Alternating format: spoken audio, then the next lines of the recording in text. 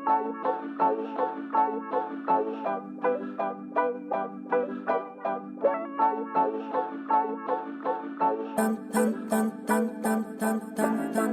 you believe art can change the world? So do I. On this show, we meet artists whose work is doing just that. Welcome to Art Heals All Wounds. I'm your host, Pam Uzel.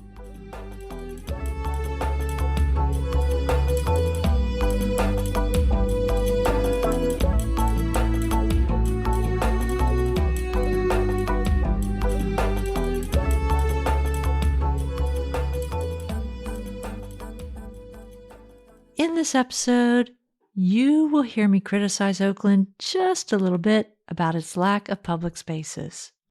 To be clear, Oakland has some beautiful public spaces.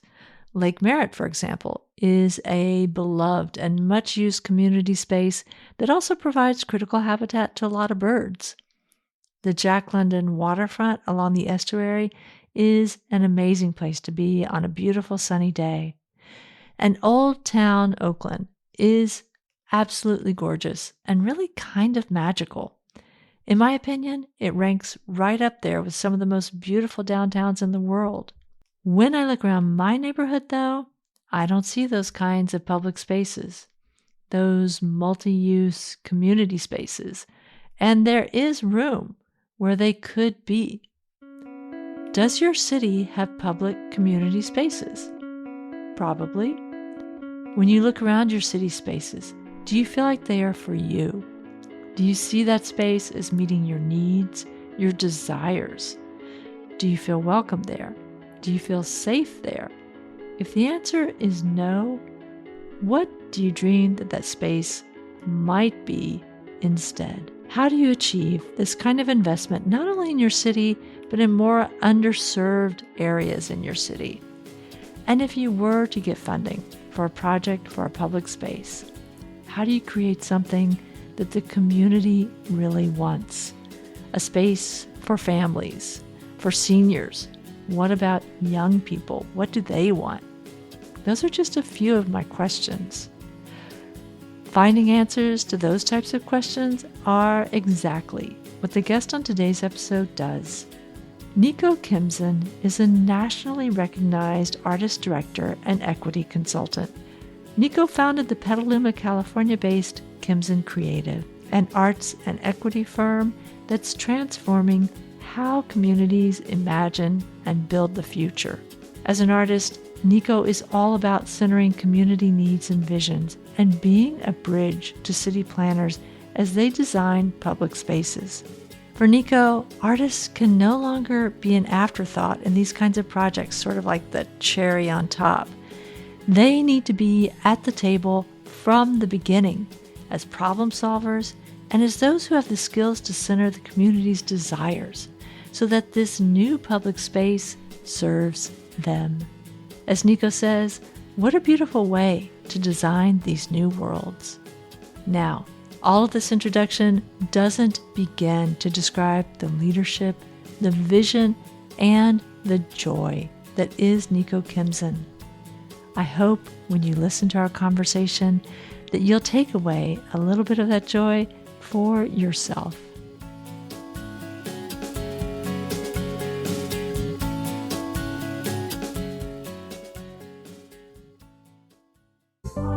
You want to know how you can really help me keep this show going? Follow me on your favorite listening app. So easy, right? And if you really want to give the show a boost, leave me a 5-star rating or review.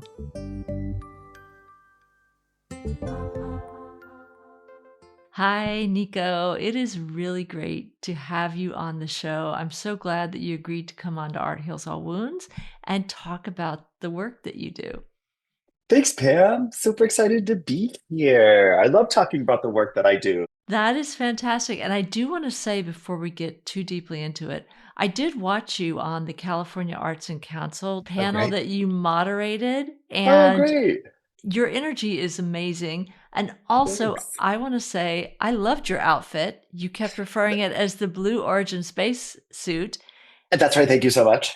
And Listen, wear something so people know you, and they always refer to me as Katy Perry in the Blue Origins when I could have been Gail. oh, come on, between you and Katy Perry, you wore it much better. And So thank you so much. That's what everybody's yes. saying. And And I that's the loved most one. I important thing. wanted one. I wanted one. I saw that. I was like, God, that is the coolest jumpsuit ever. Ah, I love. Hysterical. Literally, I wore that. And then so many for weeks after people were like, you're the guy in the blue jumpsuit. And I was like, thank you. So here we are. Let's see. We'll see. I have to debate my next outfit for the California Arts and Culture Summit. We'll see. Oh, yeah. Well, yeah. I mean, you could look to Katy Perry for inspiration again, but probably I not. might. Probably not. We'll diverge. We'll go to somebody else. That's Well, right. so I know that you do a lot of different things, but Yeah. mostly you are an community arts based consulting person. That's what your organization does. Yeah. And so, could you tell me more about your organization and what does it mean? I mean, back when I was just a young person, that is not something I would have ever even heard of. And of course, Sure. now there are more, but there should be many, many more. So tell me about your organization, the name, and what it is that you do. Yeah. Well, I'll say first to start out, it's crucial to know because it leads into the organization is my why as just a human walking on this planet is my why is to uplift the human spirit. That has been my why for years. And the way that that manifests in the how of it all is that I'm an artist, I'm a cultural architect, I'm a performer, and as well as the founder of Kimzin Creative. And so Kimzin Creative, it's an arts and equity consulting group. We're a team of multi-hyphenate artists who are the synapse between art, business, education, and community. And we use the power of the arts to unleash the creative capacities of our communities, transforming where they live, play, and thrive. And so Mm, what that really means is using the arts to unlock our community's imagination on placemaking, on policies, on design, anything that they will be beneficiaries of and users of. We need artists in the room connecting communities to their wildest dreams and telling policymakers, park planners, this is what the community has dreamed of. Now your turn is to use your specific abilities to make those happen in reality. And so that's where we really thrive. And our work thus far has informed over $100 million in public investment in policy over the course of 30 years of civic planning. And so we're super excited to see what we all know to be true as artists is that art can change the world. But what does it look like when art is seen as public infrastructure? And how are we creative leaders in rooms where are typically devoid of creativity and artistry? right. And I actually was thinking of you yesterday and the Ooh. work that you do because I was in San Francisco on the Embarcadero. Mhm. And there's that huge, huge, huge, it's not a statue, it's a sculpture of the woman. And The woman. it's a beautiful sculpture, but it was talk about no community input. So many people were just walking by like, "Hey, we didn't ask for this." And I just was thinking about you and I thought, this is what happens. It is a beautiful sculpture, and maybe some people might want it somewhere, maybe others didn't. But this is what happens when artists and community are not in the room, is that something is Oh, plunked down according to someone's aesthetic, not the community's. And yeah. there it is, and the community's living with it, whether they like it or not. Well, you know what? And I'll zoom out, Pam, and say, first of all, that artist has their workshop in Petaluma, where I also live. They're fabulous artists. But I agree with you when we look at these moments of who asked for this, right? Like there's this very controversial public art that happens in all these communities, and you walk upon it and you go, did we spend money on this? Are these my tax dollars? What is this? Right? And so there's a part of the process where we can no longer exist in a world, and we're seeing it now within government and everything else, is that from top down approaches no longer work for us. They do not feel good for us. They do not feel good for our communities. And especially when people have a hard time separating, these are my dollars. This should be serving me. Right. And so where did you ask me? Where did you keep me informed along the process? Where did you ask my opinion?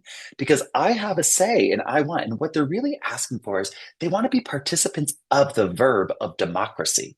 So where are we giving them the opportunity to represent themselves, to show up and not show up in a transactional way in surveys or surveys that governments post on one website that's page number 75 that nobody's going to look at in one language. It's how are you in relationship with either that local government, the public art office, right? How are you in relationship with them, and how can your relationship with them better help manifest arts, artworks, public arts that then serve you and reflect your values and your community's values. So yeah, to your point, that's a beautiful example of how are we listening and how are we being in relationship with the community that we're professing to serve, which to serve I have issues with, but to be in collaboration with. Right, right, right. And I'm going to ask you about some of the projects that you've done and how you incorporated that community voice in there. But before we do, I do want to back up a little bit because I really appreciated your, I always call it, your artist origin story. You Yeah. know, you were clearly very creative from a very young age, and I would love for you to talk about that and where your initial trajectory took you and why you stepped out of that. Yeah, it's a great question. So, um, I come from this Mexican American household that is, I will say, debarked and talentless when it comes to the performing. So where I got it, I don't know. But I was in a top hat in a cane with white gloves dancing to like salsa and Michael Jackson in my living room. So I was a very confused individual.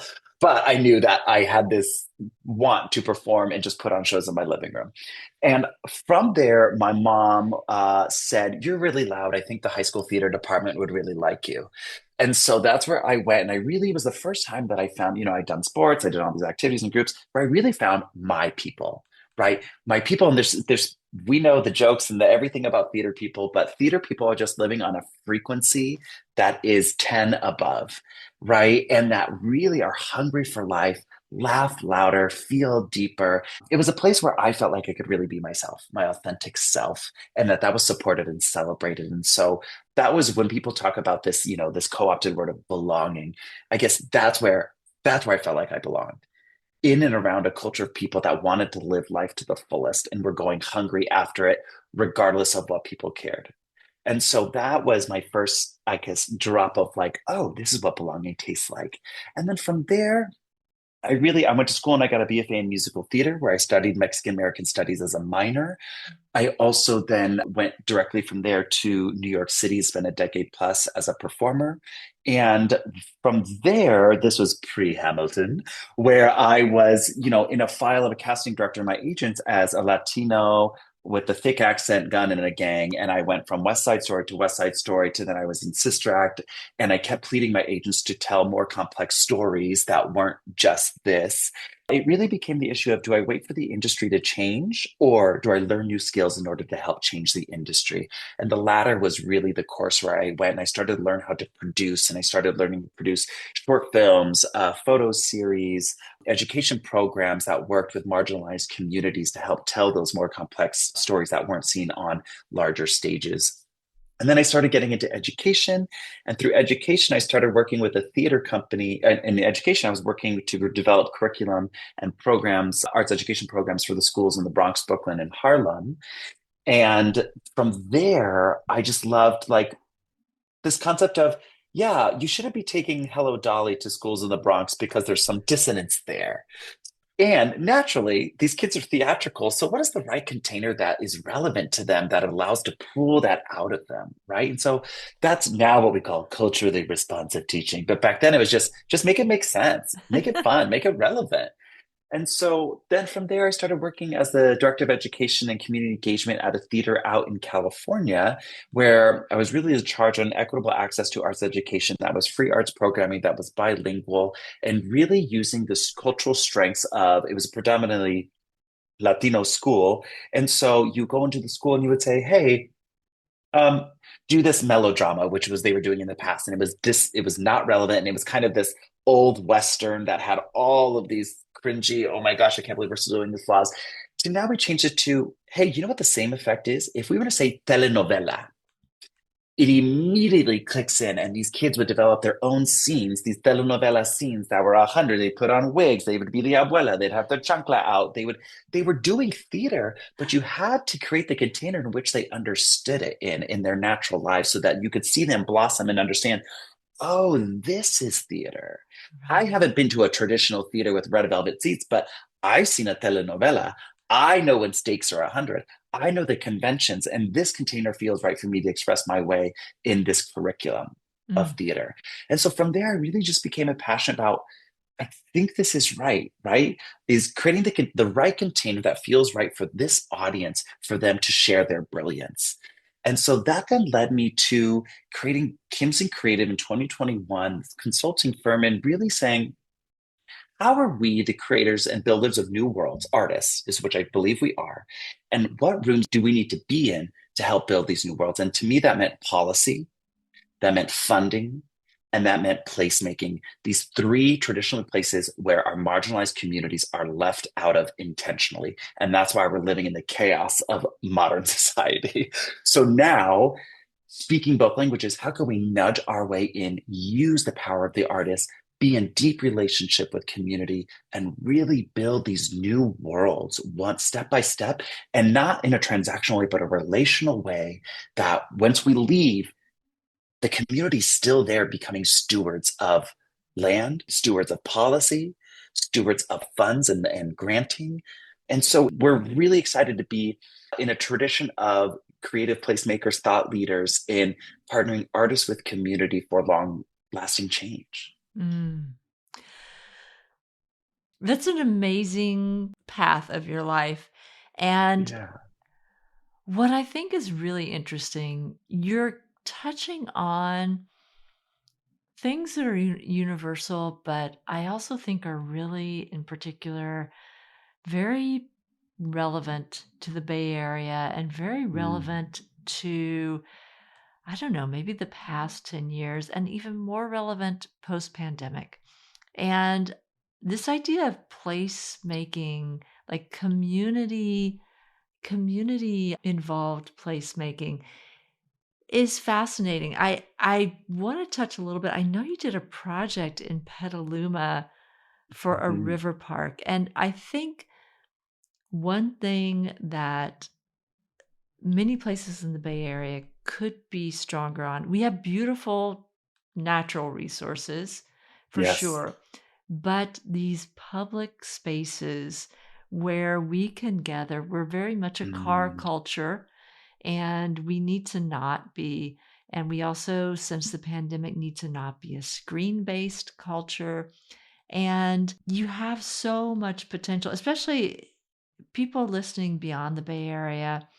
To me, Mhm. Petaluma has come up as a player because it used to be like, Petaluma, where? Like people in the Little Bay chicken Area. town, Petaluma, Yeah, right? like where is Now it's Petaluma? cool. It's very cool. It is a place where a lot of people have moved.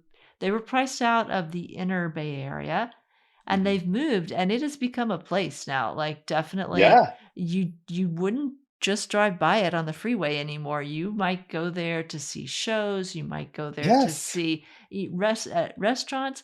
To go shop, to go to the new Petaluma River Park. Well, that's what I want to talk about, this Petaluma River Yeah. Park.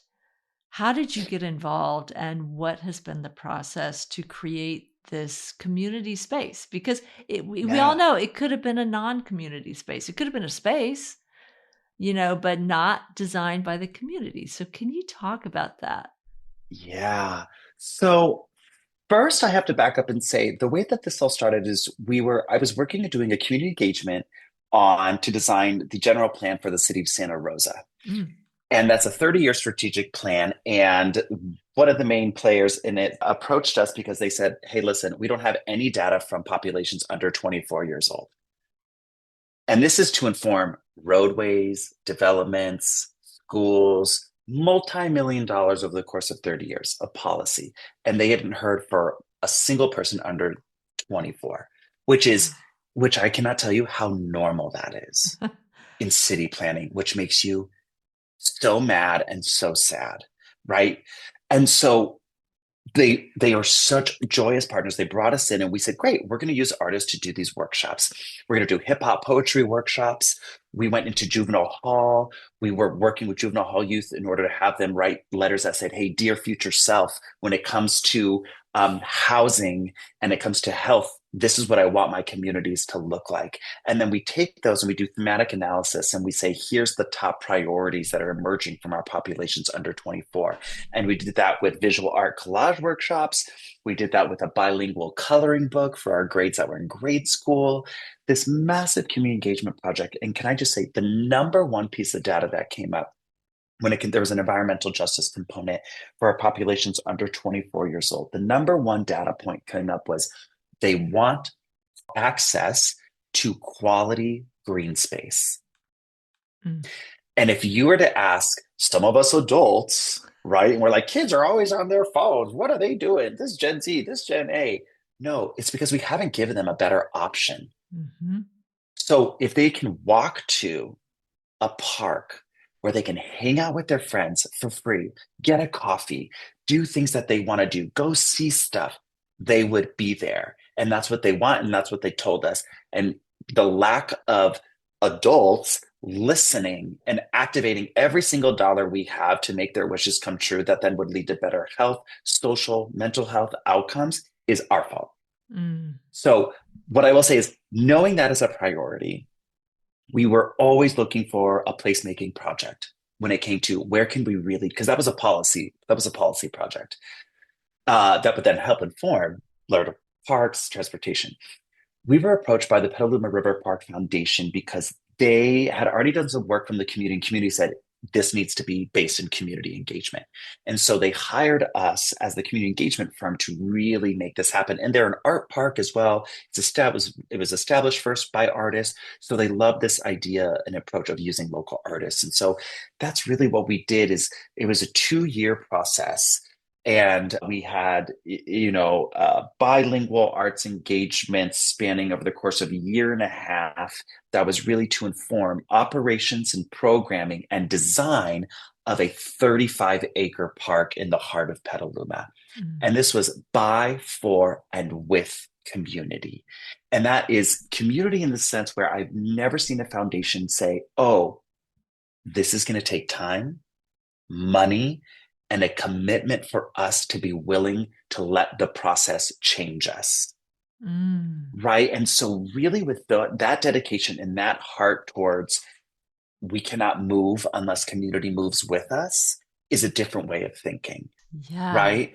And then being in rooms with artists where we're facilitating these spoken word poetry workshops for the LGBTQI community and hearing them write poems about what a park could do for them, for their community, what they want to do at a park, what they sound, feel, hear, and not only getting the data that we needed of that for design around, but it's having them and hearing them write beautiful poetry around what safety actually looks like to them is clean bathrooms. Mm. Safety actually looks like lighting. Safety does not look like cops. Safety actually looks like clear signage in multiple languages for me to access and get around appropriately. Safety looks like places I can play with my friends and see my kids.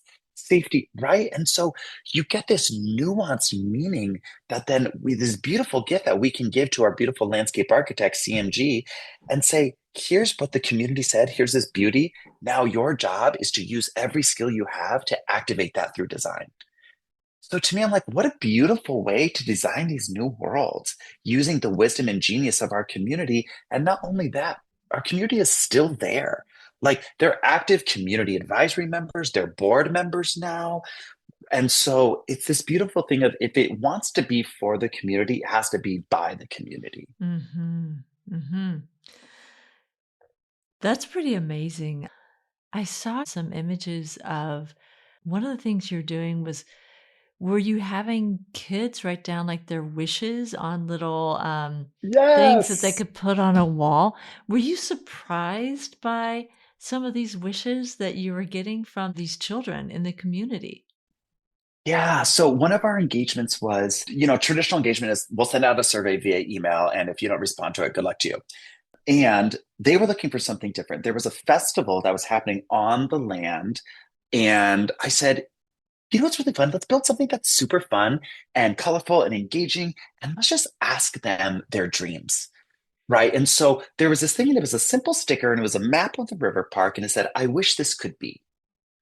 It was a simple question that then lets you take in any direction that you want. And we invited families, any children, and you could write, I wish this could be a dog park. I wish this could be, and kids would write a zip line, a circus, but I wish this could be. And from there, you get these data categories that are like, oh, this is a place for family. Oh, this is a place for me and my partner. Oh, I want a place where I can come with my animal. Oh, I wish this could be a place for rest. I want this to be a place for exercise. I want this. And then you start to zero in on these buckets. So you're not just saying, I wish this could be, which was a great, alluring, beautiful thing where people could offer their contributions and genius. But it's also a moment where what you didn't see on those stickers were the beautiful conversations we were having and our staff were having with these people saying, hey, how could this 35-acre park support you and where you're going? Mm. You want more places that are easy access to do your mental health break walk during your work Zoom day? Me too. Great. What would that look like for you? Right. And so it's a beautiful opening to a relationship. And everything we did was about relationship. It's not about let me take your idea and see you later, right? Which are traditional engagement processes. It's hey, come back and next week we're gonna have a town hall. Hey, I want to come back to you and say, this is what we did based on your idea. Do you like that? No. Tell me your thoughts, right? And so it's always evolving. And once you embed that in the culture from the beginning, then you're creating an ecosystem where you're in relationship. You're not in extraction mode. And that's the different approach. And I think that is the creative way of thinking, right? We're always becoming, and artists are always have their ear to the ground about being responsive to community with their art and art making processes.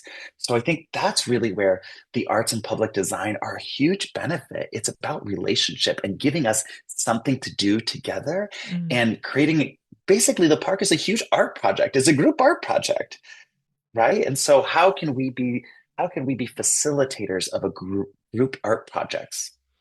Right.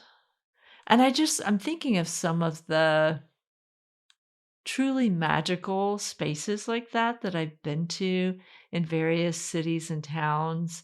And, I was just ragging on the Bay Area, but, there are some things that they're like a little bit of magic, like the train and the carousel in Tilden Park.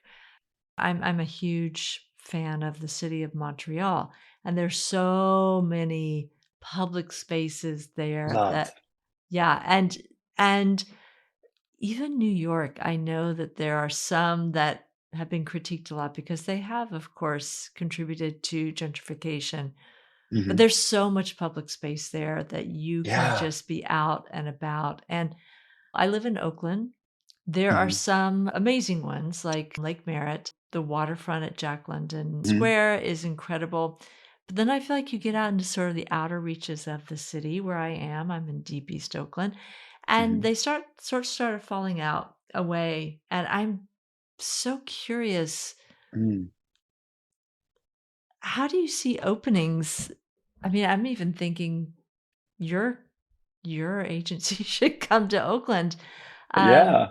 because how do you create the relationships with the city government and policymakers as an Mm. artist to it's like how do you like kind of open up those cracks so that you can really say, hey, what about East Oakland? There's all this enormous median strip right there that could be developed into some community space. How do you do that? Yeah. That's a great question. And what I will say, and I want to be very strong. I'd like to have very strong opinions when surveys are not community engagement, and a patch of grass that is a square is not a park. Right. So doing the minimum no longer is sufficient. And I know you're trying to do what you can with, tax dollars and you think that that's okay. But when we're talking about these radical change that we need to see in our society, and you're giving us a square, patchy grass park with two benches, that's not getting us to our ultimate goal of true liberation and connectedness that we need to feel in our communities, right? And so Right. I think your question is about what is the standard?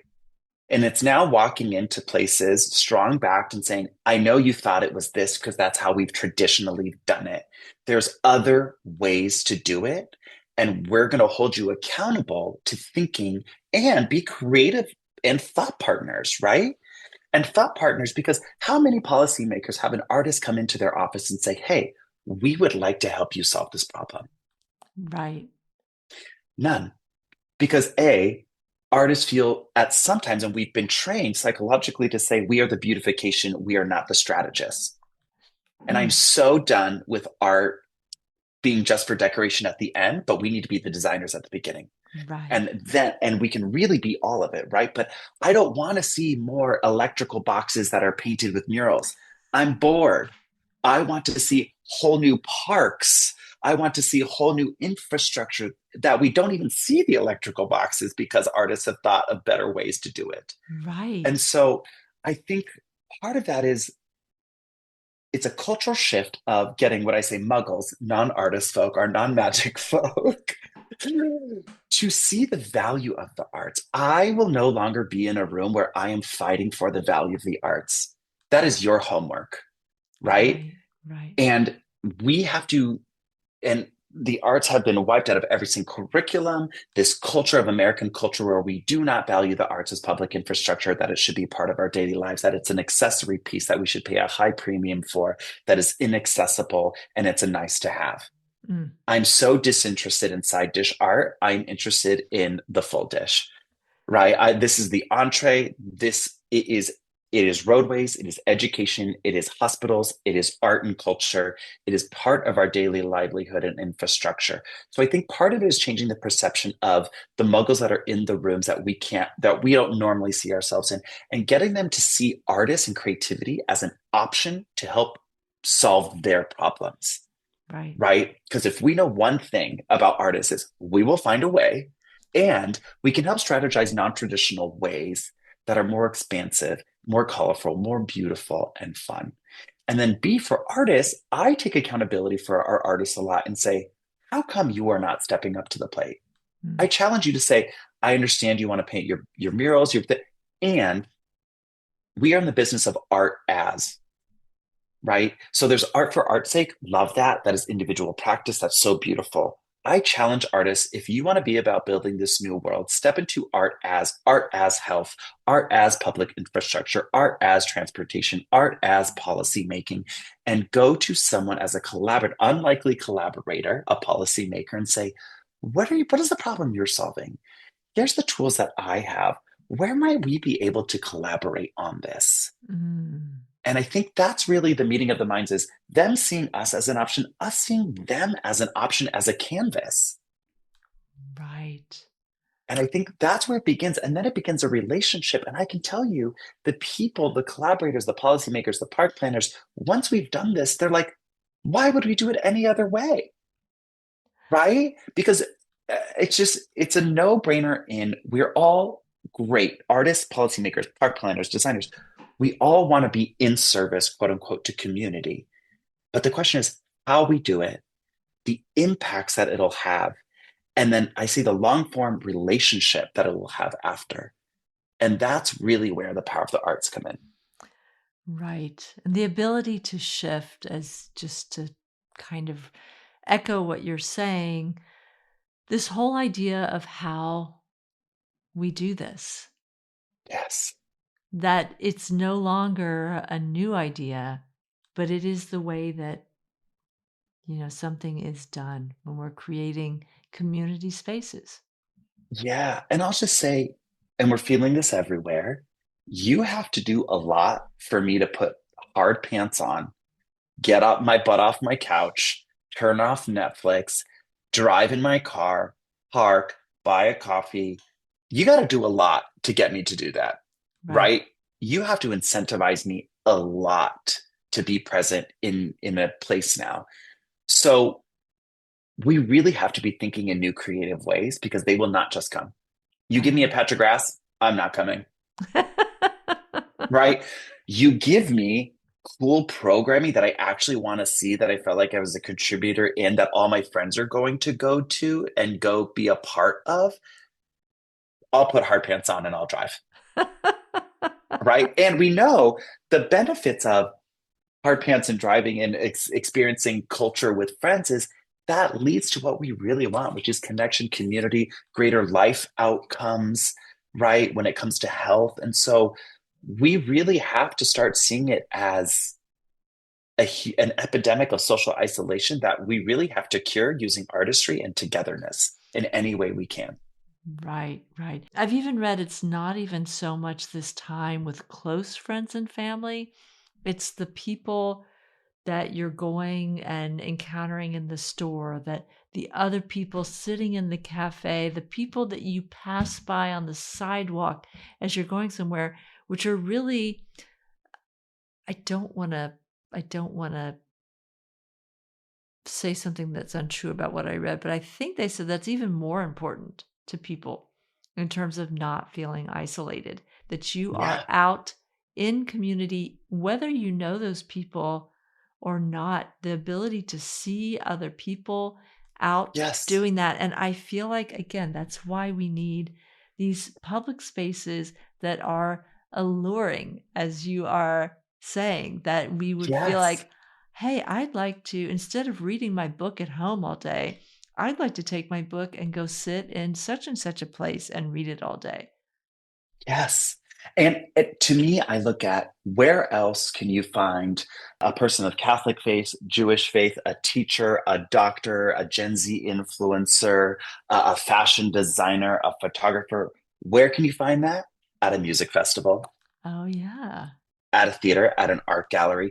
These are places that are creating the container for diverse professional and lived experiences to come together to experience something together.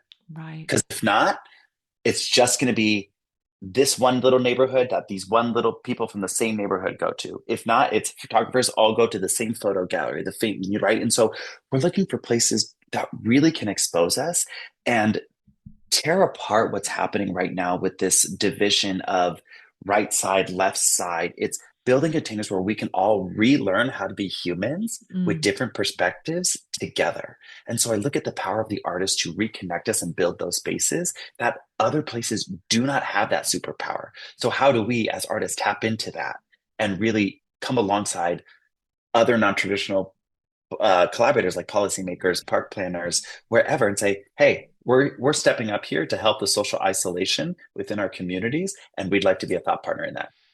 right, right. One thing I want to bring up that you Mhm. have as something that is, I guess, would be your core belief, or you can Mm. correct me if that's wrong, but right now it's hard sometimes to find joy in the particular moment Oh, we're in. How do yeah, you center joy in this, not only this creating spaces, but in social justice work? yeah, How do you do it? What nuggets can you help me with? yeah. Um, joy is joy is everything to me. Joy, if it's not joyous, you won't find me there.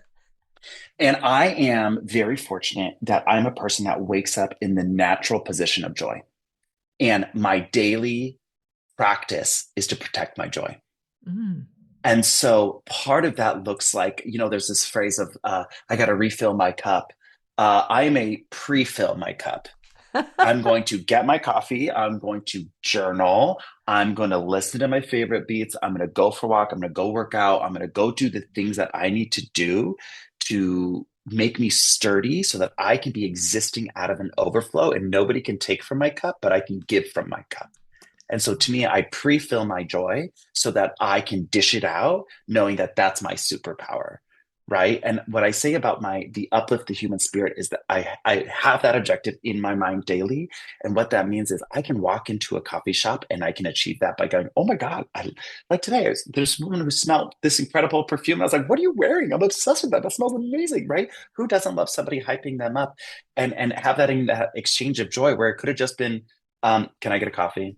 Mhm. right? And so there's moments there, and that fills me up and that fills them up. And so for me, joy, and I'm talking like radical joy. There's joy that's like, that's nice. I'm here for radical joy. I want to scream, laugh. I want to slap my knee. I want to grab my friends. I want to run away because it's so joyous and exciting. Because the moments that I have felt closest to liberation are those moments where I'm just lost in laughter and joy and I've elevated, right? And that's the new world I want to live in. That's the world I want to live in. And to me, I always say that joy in the process matters because how we create informs what we create. And joy isn't a byproduct, it's a practice. Mm. So you can't expect to go through life and just experience joy. It is a practice. It is a daily practice. It is a muscle. You got to go to Hope Gym. You got to go to the gym for joy. And what are you doing to pre-fill your well so that you can dish it out of an overflow? And what I say from that is, I have been in many rooms, and especially with organizers, community organizers, our marginalized communities, don't get me wrong. There is a lot to not be joyous about. There is a lot to hate. There is a lot to be angry at. There is a lot of sadness, profound sadness. And that is reality. Live in that, breathe in that, and we can welcome it in. We can have tea with it. We can give it a cookie, and then we have to usher it back out the door.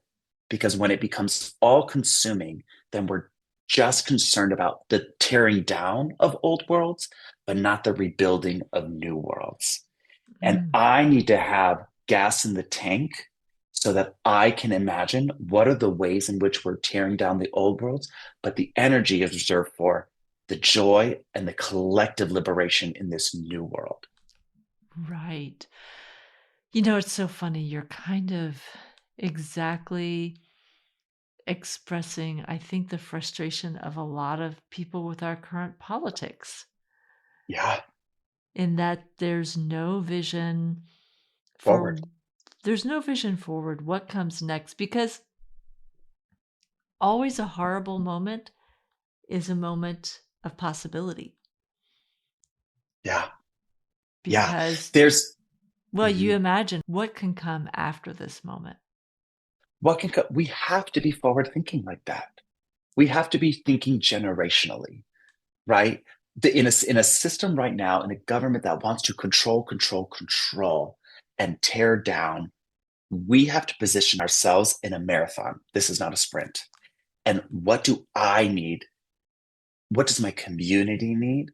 And to me, if we're going towards liberation, I want to be so oriented on the pillars of liberation. And one of those is radical joy, baby. Because with radical joy, creates the container for ease, and it puts us in a position of radical dreaming and freedom dreaming to imagine these new worlds. And I say, I want to keep my frequency so high on joy that the haters can't find me. I want to be up here vibrating so high with my friends, and we're envisioning and building these beautiful new worlds that these haters cannot find me. And that is not to say toxic positivity, where I'm trying to not acknowledge what's happening in the world. I want to welcome it. I want to sit with those conversations. I want to learn from those conversations of what is important that we need to change. And then I need to dance, I need to party, and I need to lift my spirit for the work that's ahead. Mm, That's not where it ends. right, right. We need to put that in a document, life, liberty, and the pursuit or the creation of radical joy, the Yes. practice of radical Yes. joy. Yes. And I'll say anytime I meet with people, I'm on stage, right? You see me host. I mean, I just was in a client call.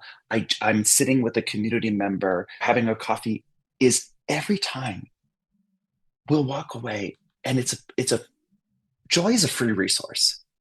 And when we walk away and we say, "Wow, that felt so good," like you leave elevated, and that makes me want to keep coming back, them wanting to keep coming back, and us continue to be in conversation, and puts us in that forward position. And so I'm wondering, how do we practice joy? How do we know that it's a practice? How do we go to the gym for joy? And then to me, you get joy by giving joy. And if we were to create that culture, what would that do to the infrastructure of our interactions daily? Mm. And that's the community I want to live in. Those are the interactions. I want to go to the coffee shop and be like, you smell good. They're like, you smell good. I'm like, you have a good day. You have a good day. And so maybe it's just my musical theater training, but it's around radical joy and liberation. And I think really imagining simple interactions and heightening them a little bit. And what does a dose of joy do in that moment? And what does that look like in every decision that we make in our day? Right, right. But I think that there are sort of, I would call you, I would say you are kind of a part of maybe unrecognized saints of joy, because I do know that there are certain people, whether they're at the grocery store, they work at the grocery store, or they're that who give you that hit where you leave Yes. feeling better than you felt when you went in. And I feel Yes. like there are people that, you said that you're naturally, what did you say that? My natural disposition to joy or my natural position to Yes, joy. Yeah. yes, yes. And there are a handful of people, and I feel like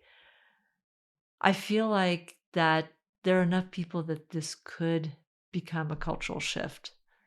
Not Yeah. And not I'll say tomorrow, but at some point. that yeah. And I think where that positions artists is, I think if we think of ourselves as joy dealers, our artists, whenever I walk past a mural, whenever walk past a DJ, whenever I walk past somebody creating something, those are little hits, right? These beautiful moments of joy.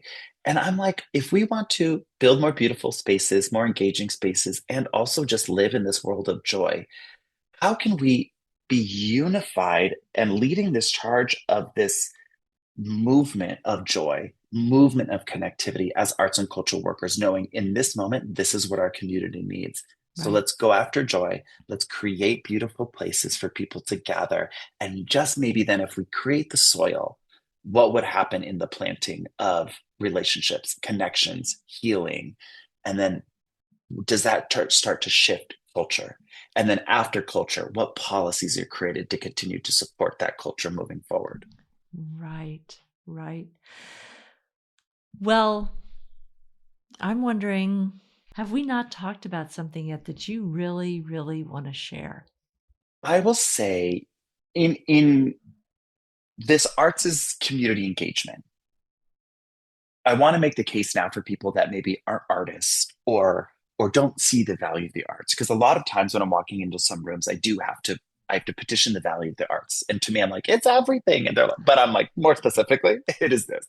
And what I will say about the arts, if you are a muggle, if you don't self-identify in this moment right now, and I could convince somebody very easily otherwise, but if they're not artists and they're policymakers, they are in a boardroom, they're in an office setting, and there's a problem that they're dealing with, and they're looking for a solution, and they can't quite crack the code, or more often than not, they don't want to do it how it's traditionally been done before.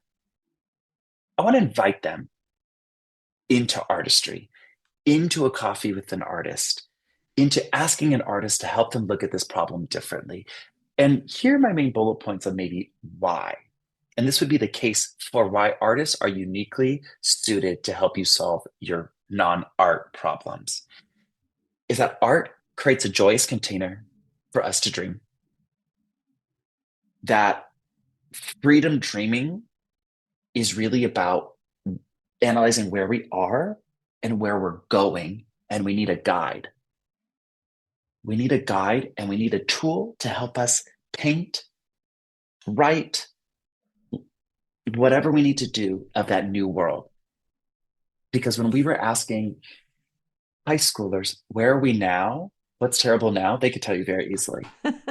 But how do you get somebody to go, hey, in 30 years, after tens of millions of dollars worth of public infrastructure funding, what should your community look like differently? That's a big question. Mm. And we are not in the current practice of teaching the next generations and all generations of freedom dreaming. When we imagine this beautiful, liberated world, what does that taste like? What does that feel like? What does that sound like? What is the culture around us? How do you feel? How do you say? And then can you draw that for me? oh, I see that you've drawn something like this. Is that correct? Data point, right? Data point. And so we need guides to help us get to the where we're going, that new world. And I'll say the benefit of the art is a universal language. When we talk about access, when we talk about cultural responsitivity, there's every flavor of art form to be in true relevance to the communities that you want to be in collaboration with. Mm. So that's a beautiful option. It's a tool for you to speak their language, to be in community, to be reflecting their cultural heritage and their wealth back at them. And I'll say art collects qualitative and quantitative data. And the most important data that we ever collected in all of our communication projects, which it was not just the quantitative data, but it's the spirit in which the data was offered. Mm. The spirit that says, hey, it's not just no cops. Cops are not safety to me. It's cops are responsible for the murder and the fragmentation of our communities, and I will not be there if I see a signaling of police. Mm. That, the spirit of the offering, is more in depth than the offering. And so that's how you get to know the heart of your community, is through the qualitative data that emerges through the art. Right. And the other one I would say is that art leads to community engagement members being stewards of a place, of a policy, of an event, because they've experienced something there. They built a relationship with it, and they feel, when we talk about placemaking, that they are a part of it. And so with that, with those simple bullet points, I want to say, what else? What other room do artists need to be in? And how can we help be problem solvers to these problems that historically we wouldn't be invited to? Right. Right. And let's have some fun along the way. That's what I would say. Yes, definitely. Well, thank you for practicing some joy with me here today. I definitely feel better after Oh, talking good. with Me you. too. Me too. And so, Nikko, tell people how they can find out what you're up to, if you're open to people getting in touch with you, following your Yeah. work. How can they do that? Yeah, thanks, Pam. You can look at, I have my two split personalities, my creative director side, where I'm an artist, theater maker, everything, at nikkokimzin.com. That's NIKKOKIMZIN.com. You can also follow our consulting work, where we do arts-based engagement, kimzincreative.com. We're also on social media, Instagram, and I'm also launching this month a new Substack series and a conversation series called Advice from a Nobody. And that'll be on Substack at Nikko Kimzin. And you can find us on TikTok and Instagram. But that's really where we're exploring the musings of what I call the delightful torment of the creative life, and all the beautiful lessons we learn about creativity and how we really see creativity playing out in our society. And so I invite listeners, if they're interested in that conversation, the beautiful conversations you're having with Pam here, come join us over at that Substack and be part of that community where we're really asking these questions on how does art, how does joy, how does this collective revolution that's breaking social isolation that leads to a greater connected and liberated place for us? That is fantastic. And I am looking forward to that Substack. So Awesome. can't wait for it to be out there. So thank you again. Have a great, joyous weekend. Thank you. And You too. I look forward to following your work. Thanks. Bye bye, y'all. You're listening to Art Heals All Wounds.